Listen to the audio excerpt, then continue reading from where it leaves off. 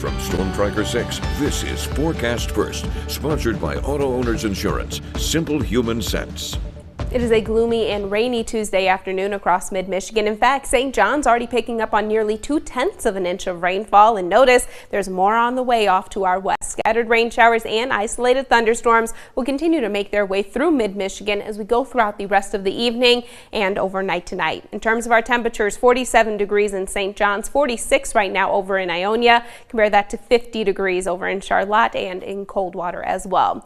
Again, rain showers will remain in place as we go throughout the rest of the evening and tonight as temperatures cool down into the low 40s. We have more rain, gusty winds, and cooler temperatures on the way for tomorrow. 6 News at 5:30 starts right now.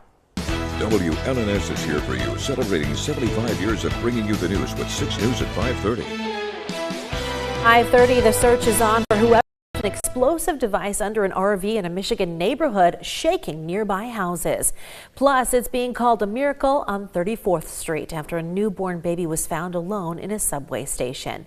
And caught on camera, police closed a highway just in time for a plane to make an emergency landing. Those stories and a lot more, and all in the first 6 minutes. Thank you for joining us this evening. I'm Siobhan Klepfer.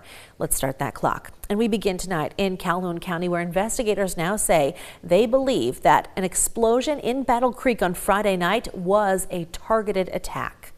It happened around 11:30 last Friday night, and police and firefighters quickly arrived to the scene.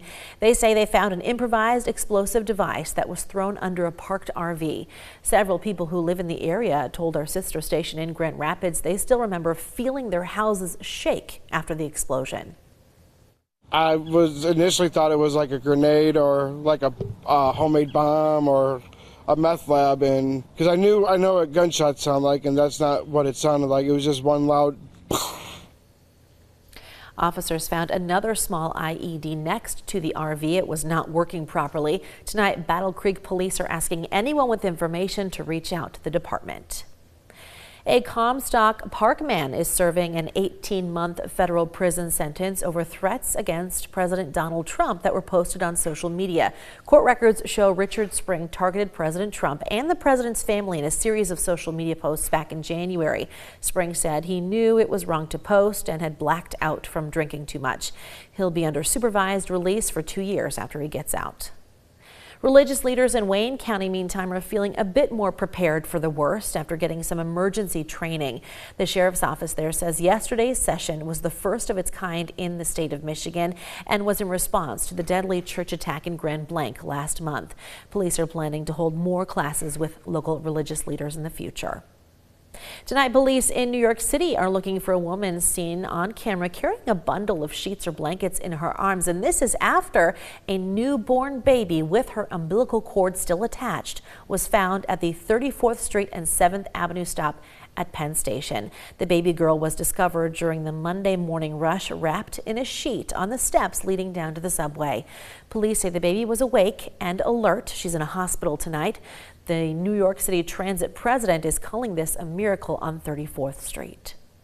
From the train station to the airport, federal workers at Detroit Metro and Willow Run Airport can get $20 worth of free food every day during the federal government shutdown. The Wayne County Airport Authority has partnered with restaurants and retailers to show their appreciation.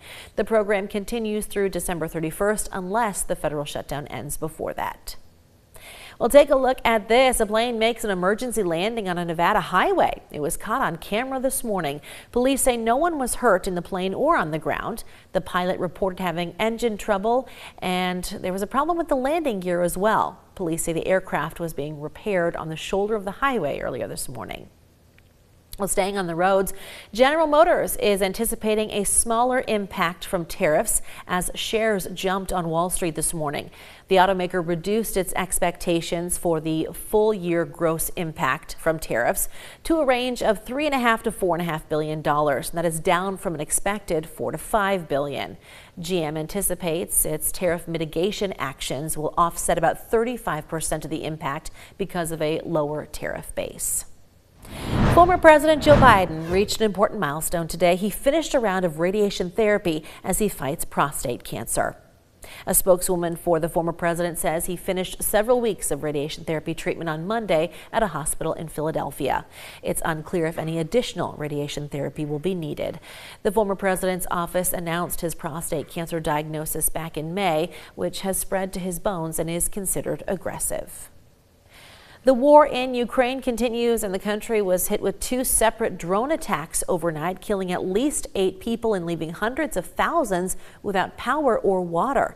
City officials there say a school, homes, and other buildings were damaged. They say this is the latest attack that Russia has continued to attempt to break Ukraine's energy system ahead of winter. Meantime, as a NATO nuclear military exercise is now underway involving the United States, today F-35 jets capable of carrying conventional or nuclear weapons took off from an air base in the Netherlands. The exercise is called Steadfast Noon and will run for about 2 weeks. It involves 71 aircrafts from 14 NATO countries.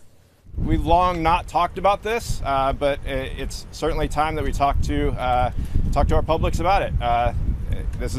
We've seen continued rhetoric from Russia, and again, this isn't saber rattling. This is about demonstrating that we can do this on any given day. No nuclear weapons or live munitions will be used, and the exercise has been held each year for more than a decade. Cleanup continues in France tonight after a tornado tore through a town north of Paris. 1 person was killed and 4 others injured yesterday. The storm toppled construction cranes, damaged properties, and uprooted trees in its path. France's interior minister said on social media it had been a storm of rare intensity. Japan's parliament has elected its first female prime minister. She will replace Shigeru Ishiba after the long-ruling Liberal Democratic Party suffered in the July elections. The ultra-conservative Sanae Takaichi underlined her commitment to boosting Japanese defense as she prepares to host visiting U.S. President Donald Trump next week. And rounding out the first 6 minutes of news tonight, a group of 4th graders in Wisconsin are giving back to their teachers every Friday morning. How? By serving them coffee and treats. The effort started a little over a year ago, and the kids deliver the goodies straight to the classrooms. We have to make sure we're doing good stuff for our staff members because they support us. Yeah, they support us and we support them back. Well, the teachers and staff say they have seen the benefits of this program as the students also gain teamwork and math skills.